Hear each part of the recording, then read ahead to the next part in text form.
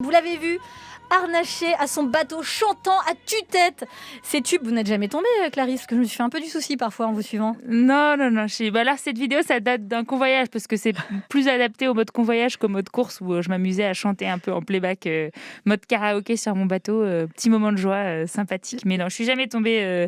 C'est pas l'objectif. Ça, c'est pas possible sur un bateau en solitaire. Vous avez écouté de la musique quand même sur Ouais, le bateau j'écoute pendant pas la mal course, de ouais. musique. J'écoute pas mal de musique parce que ça permet de s'évader un peu, d'entendre des voix humaines aussi. C'est tout bête, mais ça fait du bien.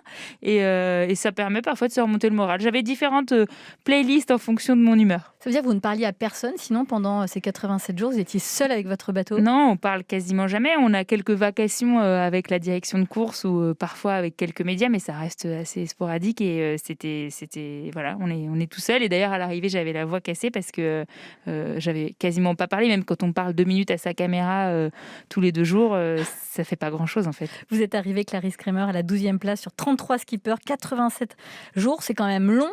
Quel a été le pire moment de la course? Le plus dur? Alors, j'ai toujours un peu de mal à faire une hiérarchie. Il y a eu vraiment un moment difficile qui était tout simplement une espèce de détresse psychologique, de sorte d'épuisement juste après le Cap Horn, donc au début de la remontée de l'Atlantique. Pas si loin de l'arrivée, à un peu moins d'un mois de l'arrivée.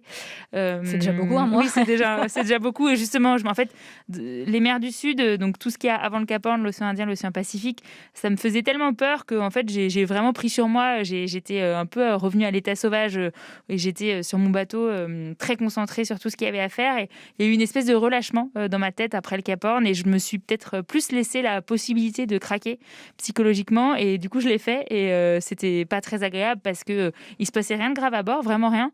Mais les conditions météo faisaient que j'avais du mal à me reposer et ouais, j'étais perdue sur mon bateau. Comment on dort sur un bateau comme ça quand on est seul à la barre? Alors, on a un pilote automatique qui tient la barre la plupart du temps parce qu'en fait, on a beaucoup pour faire de la météo, pour manœuvrer. Enfin voilà, on peut pas barrer toute la journée et donc c'est ça qui nous permet d'aller dormir. Mais on va jamais dormir quand on est proche des côtes. On va dormir des tranches entre un quart d'heure et une demi-heure parce qu'il y a beaucoup de trafic maritime et faut faire très attention. Et quand on est plus au large ou au milieu de l'océan Pacifique, si les conditions météo sont bonnes, on peut dormir par tranche de presque 2 heures et se lever 3 minutes, regarder que tout va bien, que nos vols sont bien réglés et y retourner. Donc ça dépend complètement. Mais c'est vrai qu'on passe 3 mois en dette de sommeil. Clarisse Kramer, il y a 5 ans, personne, pas même vous, n'auriez imaginé finir à cette course mythique, le Vendée Globe.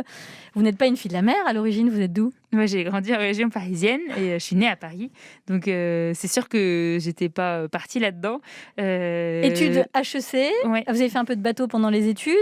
Vous, à la sortie d'HEC, vous créez une start-up de séjour outdoor avec votre frère. Et puis un jour, vous avez une révélation. Vous êtes dans un bureau de la sécurité sociale. On vous voit très bien. On s'y voit tous d'ailleurs.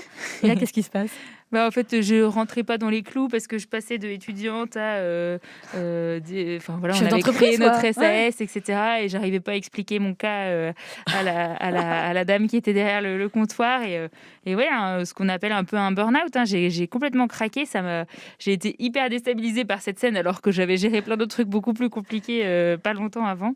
Et de là, c'est suivi une grosse remise en question sur où je voulais être aussi géographiquement dans la vie et sur un peu mes objectifs à court, moyen terme. Et j'ai un peu... j'ai déménagé en Bretagne à partir de ce moment-là. Et après, je me suis lancée dans mes premiers projets bateaux. Et c'était un petit tournant dans ma vie. Ouais.